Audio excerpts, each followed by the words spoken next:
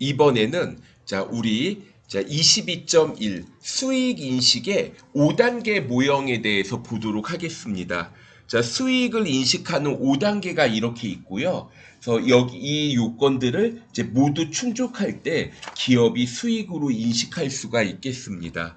근데 이거를 순서를 그냥 외우려고 하면 나중에 좀 기억이 안 날 수도 있으니까 좀 이해를 하면서 외워보도록 할게요.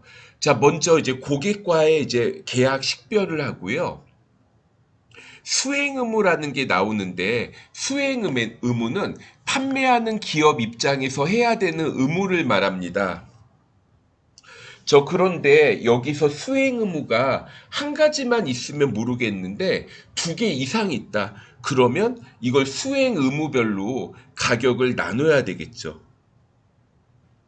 그리고 자 이거를 이제 거래를 이제 가격을 배분을 해서 이제 수익을 인식을 하게 되는데 수익을 인식할 때 어떤 경우에는 예를 들어 물품을 판매한다? 인도한 시점에 전액 수익을 인식하죠.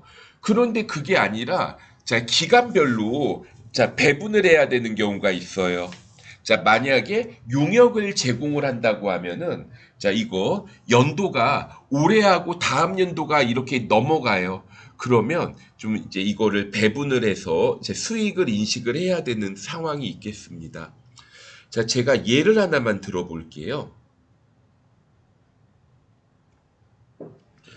자, 예를 들어 이제 어떤 학원에서 재경관리사 강의를 판매하는 거예요.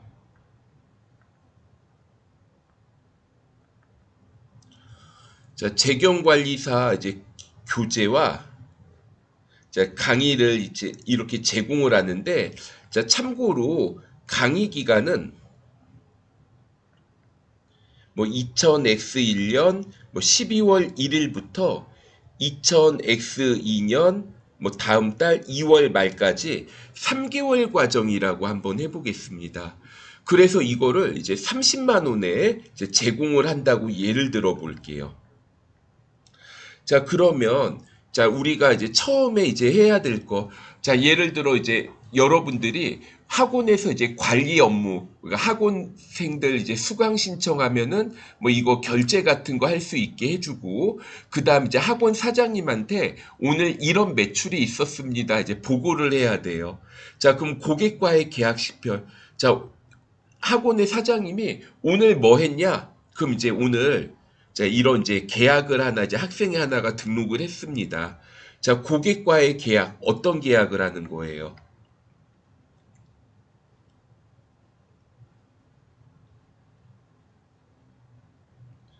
자, 재경관리사 자, 교재와 강의에 대해서 이제 우리가 이제 결제를 했습니다. 이렇게 하면은 이제 두 번째로 수행 의무 뭐 해야 돼요? 자, 학원 입장에서는 자, 먼저 우리가 이제 생각할 수 있는 게 교재 제공해야 되죠. 자, 교재를 제공을 해야 되고, 그 다음에 이제 두 번째로 이제 뭐 해야 돼요? 강의를 제공해야 되죠. 강의 서비스를 자, 제공을 해야 되겠습니다. 그래서 자, 여기까지 이제 우리가 이제 처음에 식별에 대한 거 어떤 이제 계약을 했는가 그러면 이제 판매하는 입장에서는 그럼 나는 뭐 해야 되지? 여기까지 2단계예요. 그럼 이제 거래 가격의 상정. 그래서 이거를 이제 뭐 30만 원에 자, 30만 원에 제공하기로 했습니다.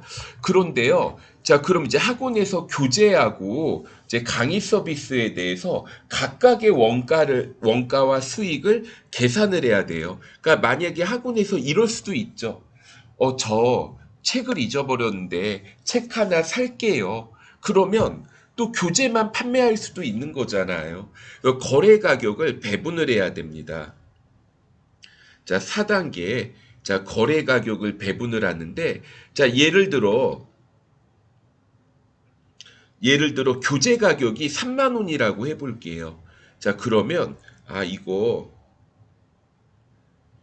자, 총 30만 원인데, 교재는 3만 원이고요. 강의는 27만 원입니다. 자, 이런 식으로 우리가 구분하실 수가 있겠네요. 그런데, 자, 우리가 이제 또 보셔야 될 게 하나가 있는데, 자, 교재 같은 경우에는 어떤가요? 교재는 그냥 인도 시점의 수익으로 인식을 할 수 있죠. 그런데 강의는 좀 기간별로 이제 배분을 해야 됩니다. 교재는 그냥 인도 시점, 그러니까 2000X1년에 책값 3만 원을 수익으로 인식하면 돼요. 그런데 강의는 이거 3개월에 30만 원이죠.